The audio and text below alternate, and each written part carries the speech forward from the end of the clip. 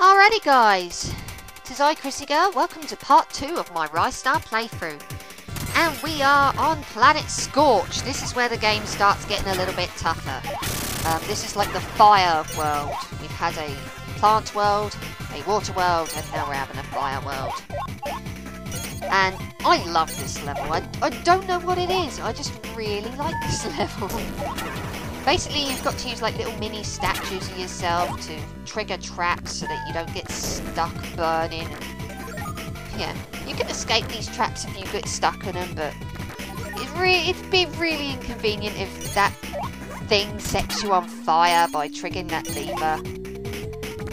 And I just don't know what it is, but I really like Planets Scorch. I think that it's a really good stage, well balanced in difficulty. It definitely is a lot more challenging than Flora and Undertow. You need to do that there, because otherwise you're going to get scorched. If you keep walking, that fire's going to just lower naturally anyway, so yeah. There is only one thing that I do not like about this world, and it's at the end of this particular act. Yes, I continue to call it an act.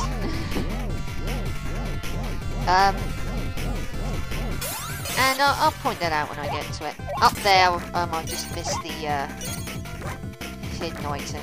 But I'm not going after the hidden items because, quite frankly, I just don't care about the hidden items. They just unlock passwords for me. I've always thought here I had to try staying upwards. I don't know if anyone else has ever actually felt that way. No. I don't know.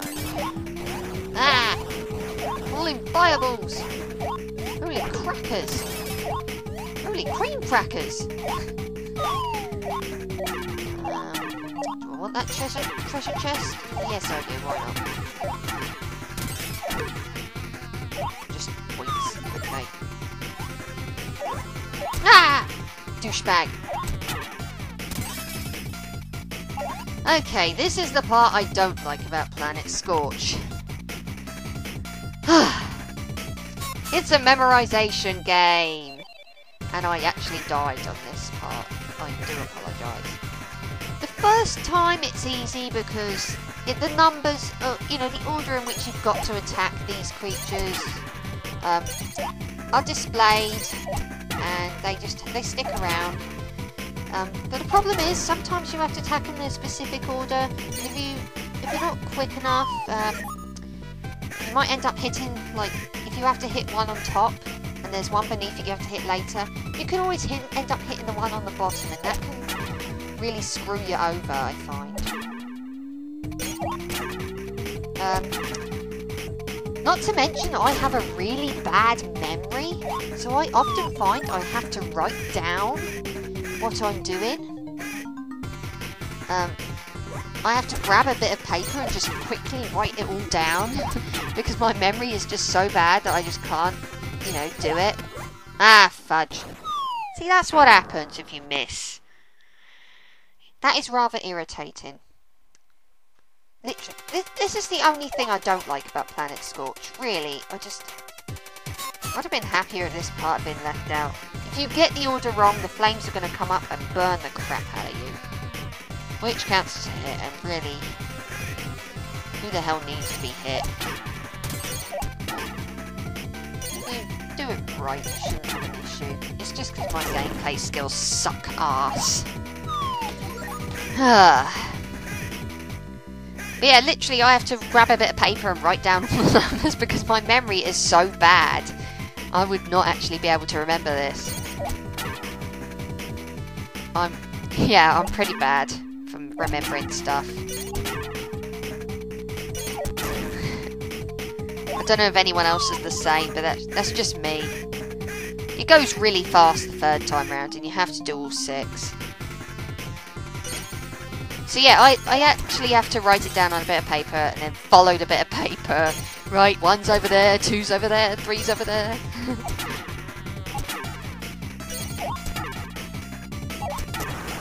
But you only need to do it 3 times. Thank fuck for that. And then it's on to the next round, or Act 2, I should say. Oh, I love calling it act.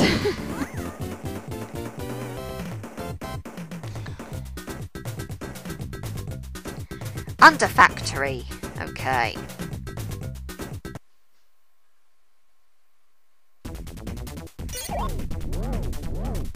I have to admit, one of the things I love about this game is the music.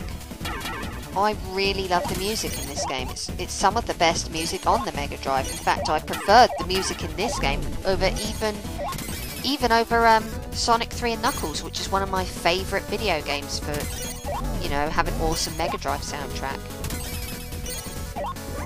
Oh, that thing's annoying. I'm pretty sure I know where the hidden item is. It's somewhere up there somewhere, but I can't be asked to go find it. Why would I? Ah! Run!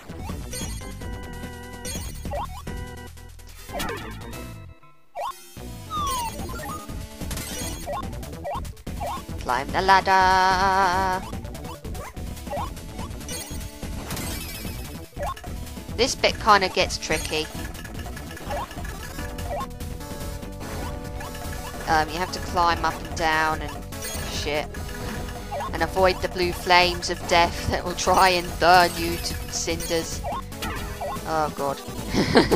1 star left and I'm thinking, please don't die. Don't die, little Ristar.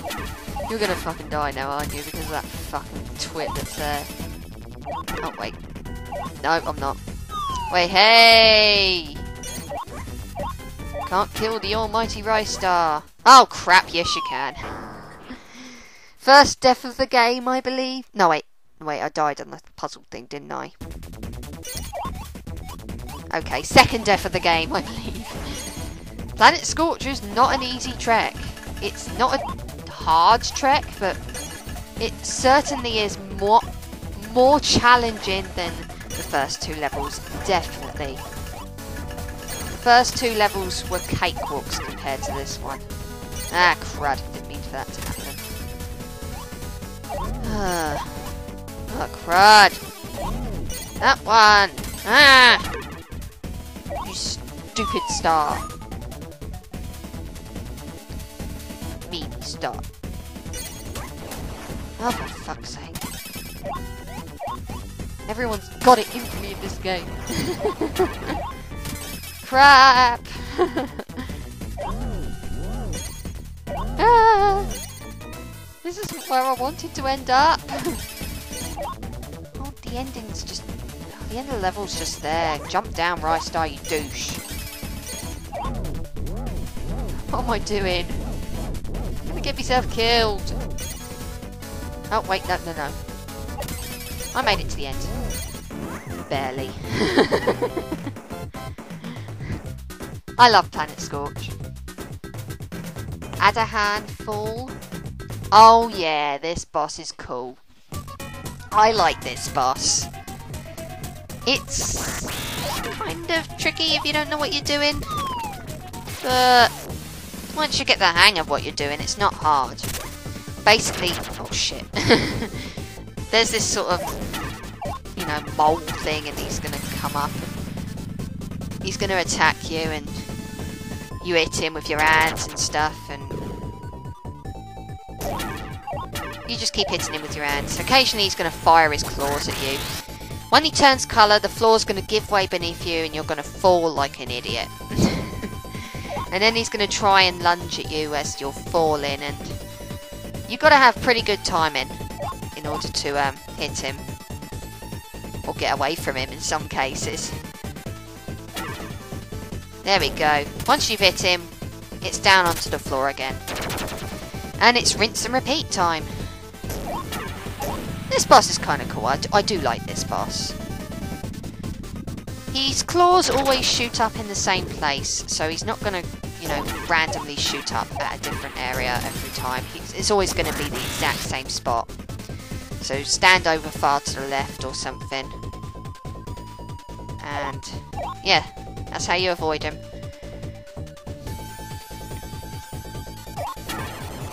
There we go. Easy peasy.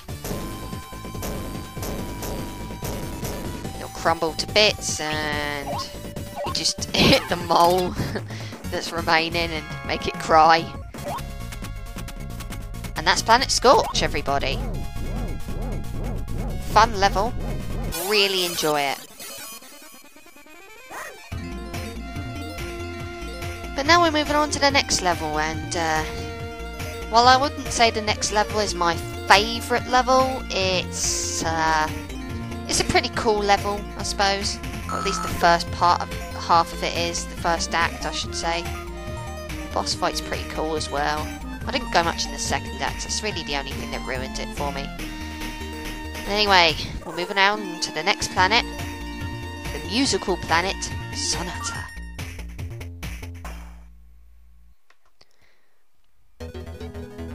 So as I already said, Planet Sonata is the music planet.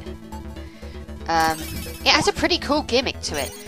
Throughout the first act, you'll find these it's kind of like these blue music boxes, or whatever they are. You have to pick them up and throw them at these birds. And you have to do this constantly throughout the stage. Every time you do this and give them to a bird, a bit of the tune for the level actually kind of comes back, shall we say. You can actually hear more of the tune the more of these boxes you give to the birds. And I've always liked that. Unfortunately, don't let the enemies get hold of them, because otherwise they'll protect it and try to make sure that you can't get hold of it. I mean, it's easy to get it back, but still. I kind of like this first part of Sonata. I think it's really fun. Definitely one of my favourite levels. It's just such a pity about the second half, which I didn't go much on. I mean, it wasn't bad, the second half, or the second act, as I tend to refer to it as. But I didn't enjoy it as much as this. Ah, see, that's what happens. The enemy grabs it, and then they circle around it, and they're like, oh, you're not having that. But easily defeated, easily defeated. Not to mention that I find the tune for this particular first part of Sonata to be really nice to listen to, particularly when you complete the tune by giving all the boxes to the birds. If you in the second particular part, I didn't go much on it, on the music and that part. I mean, it was good to listen to, but not as good as this. That's just my opinion.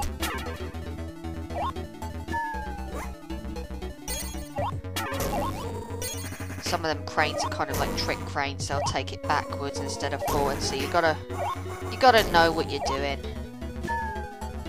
Ah, crud! That enemy's gonna grab it. It's funny because normally I can go through this level and not ever have an enemy grab it. It's just funny how this time round, all of them seem to be making a grab for him.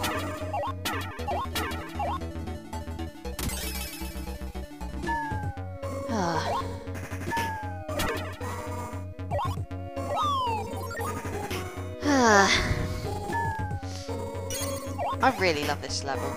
I don't know what it is. Funny enough, that enemy doesn't pick it up. Which is fine and dandy by me.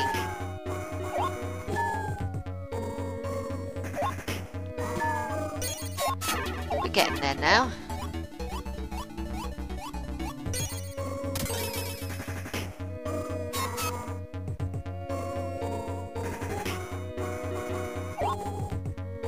A lot of this is really easy to work out what you've got to do. I mean, you can't exactly get across those spikes, so you've got to have it carried across where you go underneath. I don't really know what to say at the moment.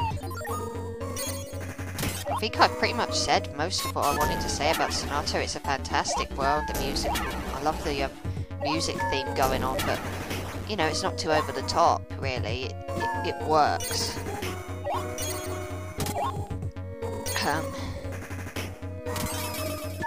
Here we are, the end of the level, or the end of this particular part of the act. And we have to deal with these 3 slamming head thingies. You've got to destroy all 3 of them. You actually get to listen to the tune in its full glory, which is really neat.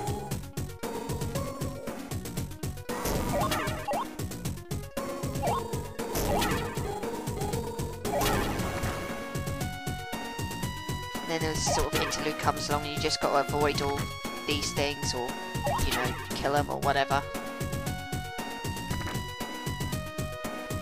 It is not a problem. But it's just nice to listen to the music, you know, the whole way through with everything included. It's such a nice tune. It's definitely one of the reasons why I prefer the Ristar soundtrack over pretty much everything else on the Mega Drive. But once you've taken out all 3 heads, there's nothing left to play, and we can leave this act and go on to the slightly inferior Act 2, at least in my opinion. I don't know, I just never enjoyed the second half of this world as much as this, you know, particular one, this particular level. Anyway, Dance Dance, the next area. Goes with the music theme a little bit more.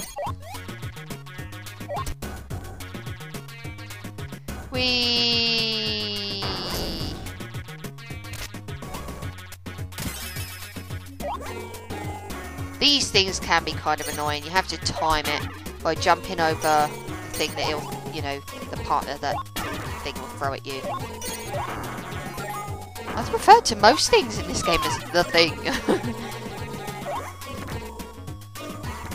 Respawning them constantly, so you have to destroy that to stop them all. Points up.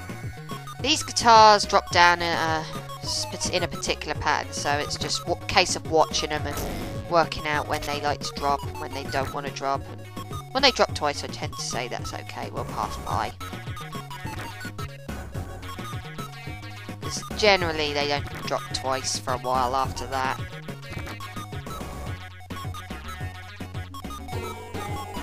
Maybe it's just me being paranoid, but I like to wait until they drop twice, just to be safe. Oh, not you. Not you. You didn't kill me. Fuck you.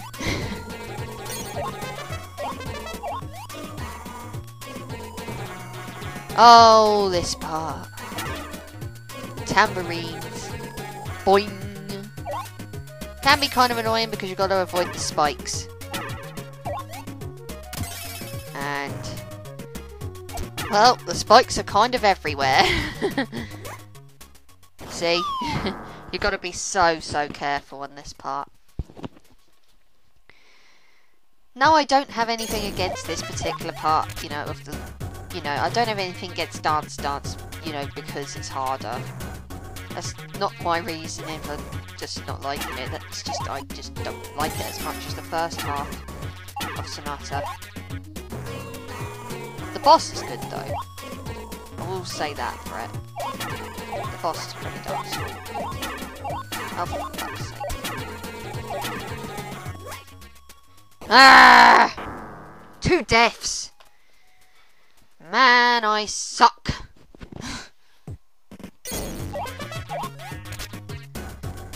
Oh, come on, Ristar, we can do this. We've beaten this game before. I don't know why I'm saying that now. I mean, I know I beat this bloody game. This is pre-recorded bloody footage. Ugh. I don't really have much else to say. I mean, this is just... I don't have an issue with this particular part of the level. It's just... not my favourite part.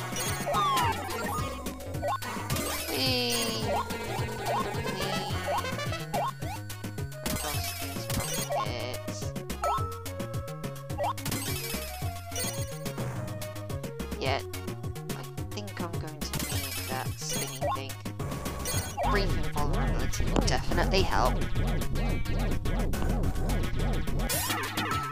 Yeah, I've been reading quite a lot lately, so I haven't had a chance to do many LPs. Well, at least commentaries, I should say. I've been uploading Tomb Raider 2 onto VG Playthrough, which my brother recorded, so do feel free to check that one out. Once I've got Ristar up, I'm probably going to upload another playthrough, maybe. If I could get the time to do another commentary, maybe I'll do another commentary. If not, then I'll do upload Tomb Raider 1 for my brother VG Playthrough. We'll see how things pan out.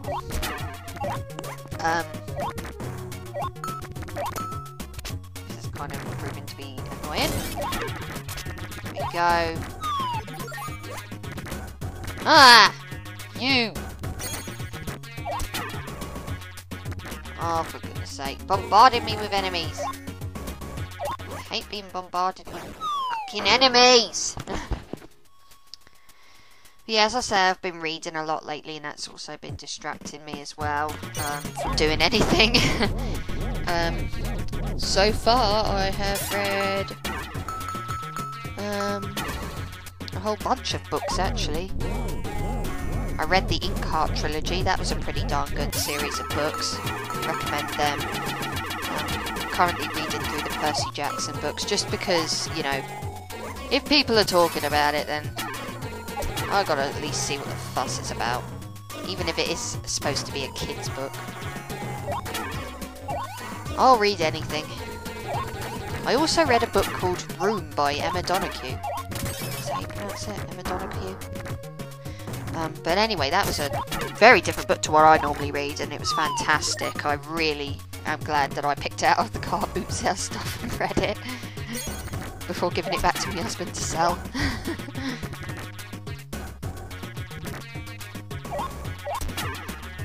I will not let you defeat me this time, you stupid respawning twits. Whee! I'm not taking any risks, can't you tell? Okay, we're at the end of this particular level now, and we can fight the boss. I did die a few times on the boss, but I cut the deaths out because I wasn't gonna bother keeping them in. I do die quite a few times. A Wagsing? I cannot pronounce that. Anyway, upon entering, curtain stage goes up. We are greeted by a cute little bird that comes down to sing. But then you've got this horrible eagle who's sort of like, I can sing better! And it doesn't. It drops really horrible blue notes that will hurt you if you touch them. Stuff will fall down from the ceiling, and you got to avoid all that crap. I don't like bullies, so we're going to take this big bird out. The bird will attack you as well after you've knocked it off the pedestal. Like, it'll dive at you, it'll drop feathers on you. The main thing that I find hard to avoid is the temptation not to just charge right up to it and just slam it and slam it and slam it again and again. But if you do that, you're going to probably more likely to get yourself killed. So you've got to back off and hit him, and back off and hit him. It's the only way you're going to do this without getting yourself killed. Because this is a challenging boss if you don't know what you're doing, and if you're not patient. This boss definitely requires patience.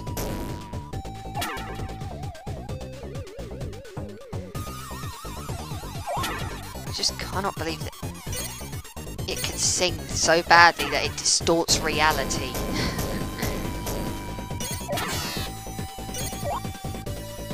Imagine if there was someone who actually could sing so badly that they distort its reality. Oh, for fuck's sake, too high up. But once you know what to do, and once you've, pretty much worked out, you've got to have patience. This boss is really easy to take down. It's also really fun as well. I like that boss a lot. Definitely enjoy fighting it.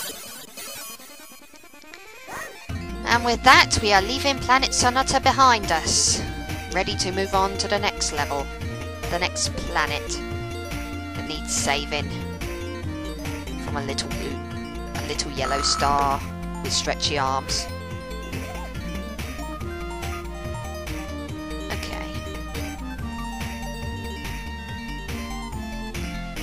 So, stay tuned next time. We'll take on Planet Freon. I'll see you then.